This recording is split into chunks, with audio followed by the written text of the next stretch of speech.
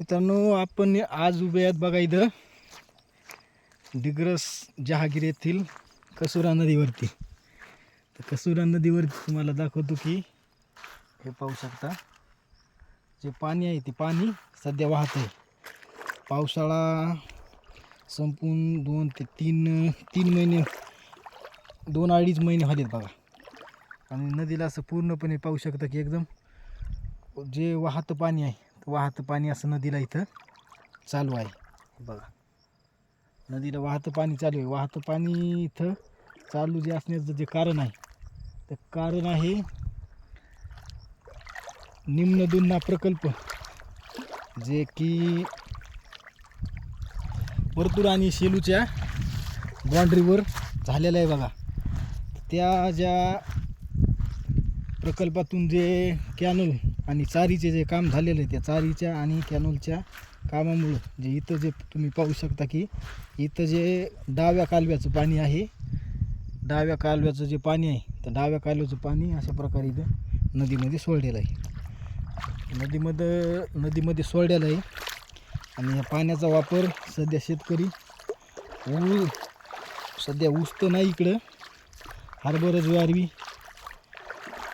आणि कापसाला पाणी देण्याची काही गरज नाही. तर इथं त्याला पाणी देण्याची शेतकऱ्याची सुरुवात केलेली आहे. शेतकऱ्याने हरभऱ्याला आणि ज्वारीला कापूस मोडून हरभऱ्याची पेरणी केलेली आहे. आणि अशा प्रकारे असं पूर्ण एकदम मोठ्या प्रमाणात असं पाणी इथं आलेलं आहे बघा. असं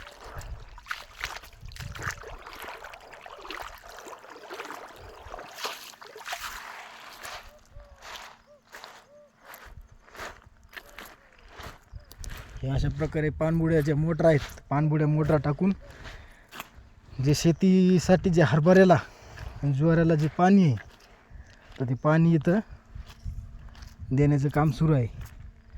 आणि मी ह्या नदीच्या काठावर एक विहीर पाडलेली, तर विहिरीला किती मोठ्या प्रमाणात पाणी आहे तुम्हाला दाखवतो बघा.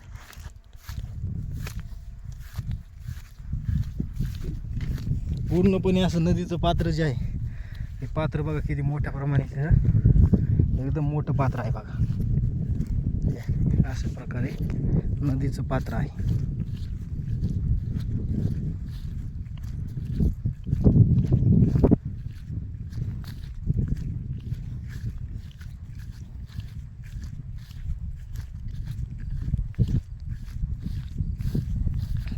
इकडं अशा प्रकारे पडक तयार झालेलं आहे ढोर गाई म्हशीला यांना चरण्यासाठी.